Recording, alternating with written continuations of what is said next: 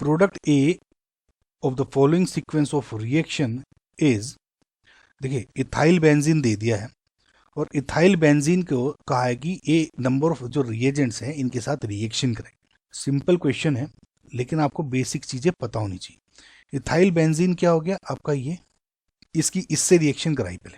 अगर आपको पता है ये जो रिएजेंट्स हैं ये सिग्निफाई करते हैं आपके इलेक्ट्रोफिलिक एरोमेटिक सब्स्टिट्यूशन रिएक्शन को। ओके, हालांकि इस पे मैं ऑलरेडी एक वीडियो बना चुका हूँ, बहुत कंसेप्ट समझाने की कोशिश करी है, लेकिन फिर भी मैं आपको इसमें हल्का सा एक आइडिया दे देता हूँ। देखिए simple electrophilic aromatic substitution reaction क्या है, इलेक्ट्रोफाइल को एक एरोमेटिक कंपाउंड, स्पेशली हम बेंजीन यूज कर रहे हैं तो उस पर सब्स्टिट्यूट कर देते हैं। जैसे ये एक बेंजीन है और बेंजीन पे वी नो एक H होते हैं हर पोजीशन पे, तो एक H मैं इसको कंसीडर कर रहा हूँ। जब इसको किसी इलेक्ट्रोफाइल से ऐड करते हैं, इलेक्ट्रोफाइल क्या होता है, जो जिसे इलेक्ट्रॉन्स चाहिए होते हैं, कम है उस पर, जब उस पर आप ऐसे ऐड करते हो तो क्या होता है, ये H निकल जाता है, ओके, प्रोटॉन, और ये इलेक्ट्रोफाइल इसको रिप्लेस कर देता है। यही आपकी इलेक्ट्रोफिलिक एरोमेटिक सब्स्टिट्यूशन रिएक्शन है। समझ में आपको, बेसिक आपको अगर समझना है तो उसमें देखना, आप बहुत आसानी समझ में आएगा। नाउ आपको मैं एक एग्जांपल देता हूँ। जनरली आपको जो, क्योंकि इस आपका जो आपका क्वेश्चन है Br2Fe दिया हुआ है या X2Fe दे दिया होता, Cl2Fe कुछ भी हो वो दिए होते, तो उस केस में बता रहा हूँ। बहुत बार आपको Cl2FeCl3 दे दिया जाएगा, मतलब Cl2 Br2 कुछ भी ले लो, इसमें आपको कंफ्यूज नहीं होना। कभी कभी आपको Cl2AlCl3 दे दिया जाएगा, ठीक है। और इस केस में जैसे Cl2 और Fe दे दिया तो आपको इनको कंफ्यूज नहीं होना कि क्या हो रहा है क्या नहीं हो रहा है। कुल मिला के FeCl2 है, FeCl3 बना लेगा और रिएक्शन आगे वो करेगा, तो आपको इसमें कंफ्यूज नहीं होना, सेम ही रिएक्शन है। ओके, समझ आपकी, एक स्टेप FeCl2 के साथ रिएक्शन करके FeCl3 और फिर सेम यही आ जाएगा। तो इन दोनों में अगर आप देखो Al या FeCl3 का केस जो एक्सप्लेनेशन है एकदम सेम है। वो ये है, जैसे Fe है, उसके आउटरमोस्ट शेल में इसमें 6 इलेक्ट्रॉन है और इसको ये इलेक्ट्रॉन जो है इसको चाहिए, समझ में आया। इलेक्ट्रॉन बेसिकली इसमें कम है तो ये क्या करेगा, लुईस एसिड की तरह बिहेव कर रहा है, यानी एक तरह से इसके ऊपर पॉजिटिव चार्ज। सो जब आपका जैसे ये Cl2 है या Br2 का केस ही ले लो, कोई दिक्कत नहीं। जब ये Br2 के पास क्या है, ये इलेक्ट्रॉन्स होते हैं, समझ में आपको। तो जब ये इलेक्ट्रॉन क्या करेगा, इस पे अटैक करेंगे। अब टर्न आउट इसकी वजह से होता क्या है, एक तरफ तो आपका Br पॉजिटिव हो जाता है और ये Br दो सारे इलेक्ट्रॉन लेके, सॉरी क्योंकि ये Cl है गाइस तो मैं इसमें Cl ही ले लेता हूँ, ठीक है, FeBr3 ले लेते हैं तो यार ऐसे, है ना। तो क्या करेगा यहाँ पे, Cl पॉजिटिव बन जाएगा और FeCl4 ओवरऑल नेगेटिव चार्ज। ना अगर ये Cl पॉजिटिव है, is behaving as an electrophile here, simple यहाँ पे Cl जुड़ जाएगा। अगर यहाँ पे मैं सपोज AlCl3 होता तब भी यही कैसे हो जाता, समझ में आएगा गाइज आपको। सो अगर आप इस क्वेश्चन को देखो, इतना तो समझ में आ गया ना गाइज आपको, जो मैंने अभी तक समझाने की कोशिश की है, ठीक है। तो सेम अगर आप इस क्वेश्चन में देखोगे तो इसमें हो क्या रहा है, Br2 और Fe है, तो अपना ये आप सोचो कि इस कॉम्बिनेशन से ये हटा दो और Br पॉजिटिव बन रहा है इलेक्ट्रोफाइल। बेसिक मैंने आपको समझा दिया ऑलरेडी। तो Br ये बन रहा है, अब Br जुड़ेगा किस पोजीशन पर, अब ये भी बात है, Br जुड़ेगा गाइज 2 पोजीशन पर। एक तो ये वाला देखिए, इंडक्शन इलेक्ट्रॉन पुश कर रहा है, यहां भी बन सकता है और यहां भी जोड़ सकता है, कोई भी पोजीशन पे, इसमें आपको टेंशन लेने की जरूरत नहीं है। लेट जस्ट सपोज दोनों पोजीशन पे जोड़ देता है, ठीक है, और मैं कोई सा भी कंपाउंड जो प्रोडक्ट है वो बना सकते हैं। Again it all depends upon your option also कि उन्होंने कौन से वाला कंसीडर कर रहे हैं। तो यहाँ कौन से बने दो, एक तो बन गया आपका ये वाला, ठीक है, CH2 CH3 तो यहाँ है ही, यहाँ जोड़ देता हूँ Br, और एक बन गया आपका इधर Br, राइट। तो टेंशन लेने की जरूरत नहीं। अगेन गाइज प्रोडक्ट पे ध्यान दीजिए, वो कोई समझने की उसमें दिक्कत नहीं।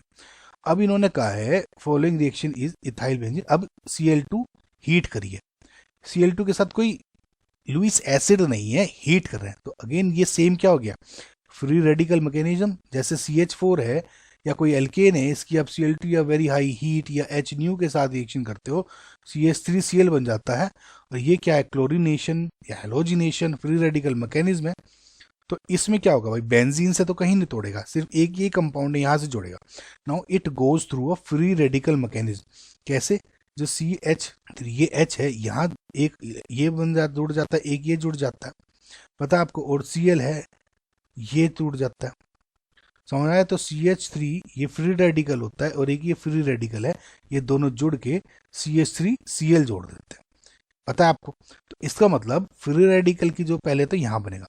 नाउ इनमें से फ्री रेडिकल अगर इस पोजीशन में बने या इस पोजीशन में बने, कौन सा स्टेबल है, सेम गाइज इस वाली पोजीशन पे बनेगा।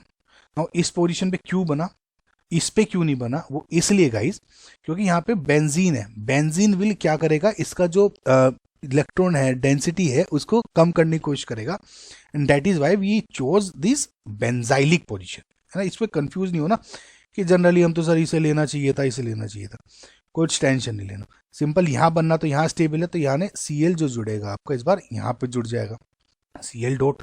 अब एल्कोहलिक KOH के साथ रिएक्शन करें। अब गाइज मैं आपको एक बहुत ही अच्छा कंसेप्ट बताता हूँ। जनरली स्टूडेंट को कंफ्यूजन होता है कि कभी कभी रिएक्शन में एल्कोहलिक KOH दे दिया जाता है और या फिर एल्कलाइन एक्वस KOH दे दिया जाता है ना। तो एक्वस KOH और एल्कलाइन KOH में जो प्रोडक्ट्स हैं वो दोनों डिफरेंट बनते हैं और बहुत।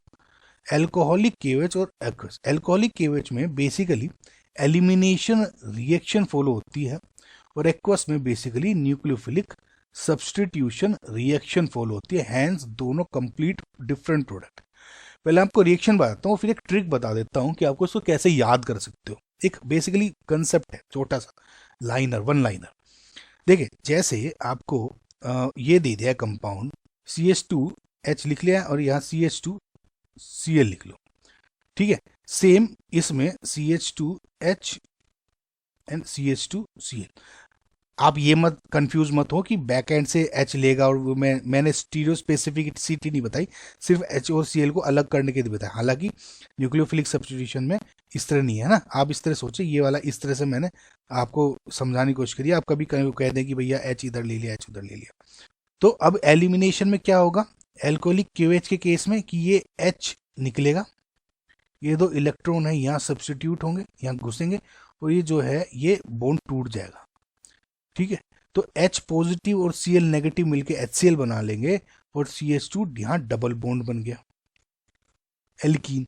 लेकिन इस केस में क्या होगा, जो एक्वस KOH के केस में जो OH नेगेटिव है ना, आप ये समझो, मैं मेथड बता रहा हूँ, वो अटैक करेगा यहाँ से और ये Cl निकाल देगा। तो इस केस में CH3 CH2 OH बन गया। इस केस में एल्कीन बना, इस केस में एल्कोहल बना। एल्कोहलिक के केस में एल्कीन और एक्वस के केस में एल्कोहल। नाउ इसको आप कैसे याद रख सकते हो, देखिए मैं तो इसको ऐसे याद रखा है, आपको फनी लगे या कैसे भी लगे। एल्कोहल, एल्कोहल यानी शराब, विस्की, द बियर, जो भी है भाई। एक जो ये वाला KOH है इज वेरी एल्कोहलिक, ये बहुत शराब पीता है। ये शराब पी के क्या हो जाता है, ये गिर जाता है, लेटा रहता है। तो लेटा रहना मतलब डबल बॉन्ड, ये लेटा हुआ हो गया ना। ये शराब पीता है और नीचे गिर जाता है वहीं के वहीं, ये समझे आप। बस ये मैं ये याद रख रखा है, एक हिंट सी कि एल्कोहलिक है, एल्कोहलिक यानी बेवड़ा, बेवड़े ने क्या हुआ, गिर गया वहीं डबल बॉन्ड, जैसे ही है ना, ये बेड पे लेट गया। बस ऐसे अगर आपको समझ में आएगा इस तो। और बस इससे हो जाते हैं एक्वस में एकदम अपोजिट होता है, बस मैं ऐसे याद रखा हूँ। सो अगर आप इसमें अगर आप देखोगे, इसमें तो आपको समझ में आ गया होगा। एल्कोहलिक KOH के केस में क्या हो जाएगा, ये हाँ एल्कोहलिक केस है, CH2H है, तो सिंपल आपको क्या करेगा, ये बॉन्ड एल्कीन बनेगा, ये निकला, ये टूट के ये टूट गया, समझ में आ गया होगा ना। तो ये जो डबल बॉन्ड है यहाँ अपना बन गया, Br तो इधर है ही, और यहाँ CH2 डबल बॉन्ड CH2, ये CH है सॉरी, है ना। अब मैं अगेन वही हटा लीजिएगा जैसे भी आप हटाना है। तो ये आपका कंपाउंड बन गया। तो option number D is your correct answer. अगर इसके केस में भी आप बनाते तो आपको दिख जाता कि इसमें ये बनेगा, लेकिन ये ऑप्शन में नहीं दिया तो मैंने लिया नहीं, ये वाला इज योर करेक्ट आंसर।